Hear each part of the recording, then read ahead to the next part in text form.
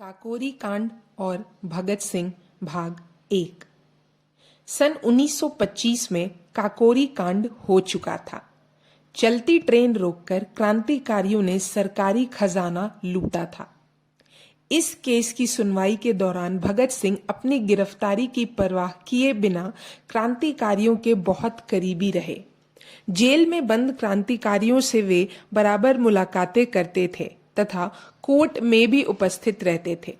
काकोरी कांड के अभियुक्त श्री योगेश चंद्र चटर्जी ने लिखा है, सरदार भगत सिंह खाकी रंग के ब्रीचेज कोट तथा सिर पर कसीदा की हुई पगड़ी पहने अदालत में आए थे। वे हमारे बहुत करीब एक अगली सीट पर बैठे हुए थे। उन्होंने इस बात की जरा भी चिंता नहीं की कि वहां अनेक सीआईडी अधिकारी उपस्थित थे जिन्होंने अदालत को घेर रखा था। वे महान तथा निर्भीक क्रांतिकारी थे। काकोरी कांड के अभियुक्त श्री योगेश चटर्जी को जेल से छुड़ाने के लिए जो योजनाएं तैयार की गई थी, उनमें भगत सिंह को बहुत दौड़ भाग करनी पड़ी थी। दुर्भाग्य से कोई योजना सफल नहीं हो पाई। चंद्रशेखर आजाद फरार थे। केंद्रीय समिति का ऑफिस उस समय आगरा में था। दल के नेतृत्व का भार भगत सिंह के कंधों पर ही आ पड़ा। भगत सिंह की चर्चा उस वक्त इतनी तेजी से फैलने लगी थी कि देश में ही नहीं विदेश तक उनका नाम जा पहुंचा। भारत के कम्युनिस्ट नेता श्री शौकत उस्मानी जब मॉस्को से भारत लौटते समय रूस के क्रांतिकारी नेता स्टालिन से मिले तो स्टालिन ने कहा, भगत सिंह से कहना वे मॉस्को जरूर आए। 29 जुलाई 1927 को भगत सिंह बाहर से लौटे थे और अमृतसर स्टेशन पर गाड़ी से उतर रहे थे। अपनी आदत के अनुसार उन्होंने इधर उधर देखने की कोशिश की कि कहीं कोई पीछा तो नहीं कर रहा और बहुत चौकन्ने भाव से स्टेशन से बाहर आए। कुछ आगे बढ़े तो एक पुलिस वाला उनकी तरफ बढ़ता नजर आया। उन्होंने कदम तेज किए। उसने भी चाल बढ़ा दी। वे दौड़ पड़े। वह भी उनके पीछे दौड़ पड़ा। भरा हुआ पिस्तौल उनकी जेब में था, मगर उन्होंने अपना संतुलन बनाए रखा। आंख मिचौनी शुरू हो गई।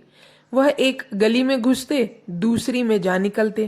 पीछा करने वाला भी तेज था, वह भी उसी गली में जा पहुंचता।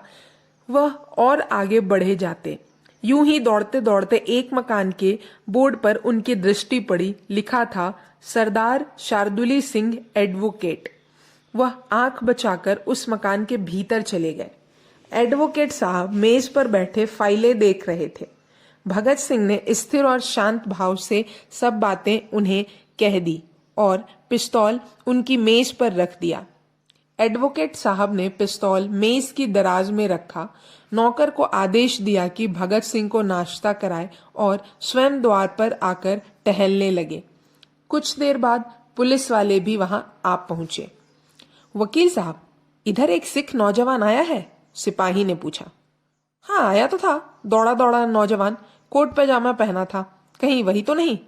जी हाँ, वही तो है। बहुत प्रसिद्ध चोर है। किधर गया? वकील साहब के मकान के कुछ आगे क्रांतिकारी विचारों के पंजाबी मासिक कृति का दफ्तर था।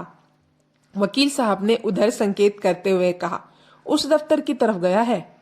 बात ठीक थी। क्रांतिकारी भगत सिंह कीर्ति की तरफ नहीं जाएगा तो क्या एक वकील के यहाँ शरण लेने आएगा? भगत सिंह जब नाश्ता कर रहे थे तब कीर्ति का दफ्तर पुलिस के घेर लिया था। सरदार शार्दुली सिंह अब भी अपने गेट के सामने बने अहाते में उसी तरह टहल रहे थे।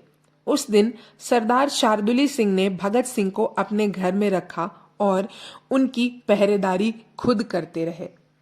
रात होते ही भगत सिंह ने सरदार जी से विदा ली, परंतु अपनी पिस्तौल उनके पास ही छोड़ दी। पहले से भी ज्यादा चौकन्ने भगत सिंह अमृतसर रेलवे स्टेशन पहुंच गए और लाहौर जाने वाली गाड़ी में जा बैठे। लाहौर रेलवे स्टेशन आते ही वे गाड़ी से उतरे और तांगे में बैठकर चल दिए। अभी तांगा कुछ ही दूर पहुंचा होगा कि पुलिस की एक टुकड़ी ने चारों तरफ से उस तांगे को घेर लिया और भगत सिंह को गिरफ्तार कर लिया। उनके दोनों हाथों में हथकड़ी डालकर पुलिस उन्हें थाने ले गई। इस पर यह बात फैल गई कि भगत सिंह को दशहरा बम कांड के कारण पकड़ा गया है, मगर दरअसल यह बात सच न थी। दशहरा के मौके पर जो बम कांड हुआ था उसमें क्रांतिकारियों का कोई हाथ नहीं था। इस बात को अंग्रेज सरकार भी भलीभांति जानती थी। भगत सिंह को पकड़ने का असली कारण दूसरा ही था। जब सन 1929 के दशहरे पर बम फटा तो सबके ध्यान में क्रांतिकारी कौंध गए। अंग्रेजी सरकार की खुफिया पुलिस ने इस मौके का पूरा फायदा उठाया और यह बम क्रांतिकारियों ने फेंका है संदेह की इस चिंगारी को खूब हवा दी। इससे उसे दो लाभ थे। पहला यह कि जनता में क्रांतिकारियों के प्रति नफरत फैलनी थी। दूसरा यह कि संदिग्ध क्रांतिकारियों को फंसाने में पुलिस को सुविधा प्राप्त होती थी। ऊपर से देखने में ऐसा लगता था कि भगत सिंह की गिरफ्तारी दशहरा बम कांड के सिलसिले में हुई है, पर इस बात में कोई तूक नहीं थी। चन्नेदिन नाम के आदमी ने बम फेंका था। लोग उसे पुलिस का ही आदमी कहते थे। वह पुलिस के संकेत पर ही सांप्रदायिक तनाव पैदा करने के लिए यह सब करता था। बाद में वह दुष्टात्मा सांप के काटने से मर गया। अब हम काकोरी कांड के बारे में सुनेंगे अगले भाग में।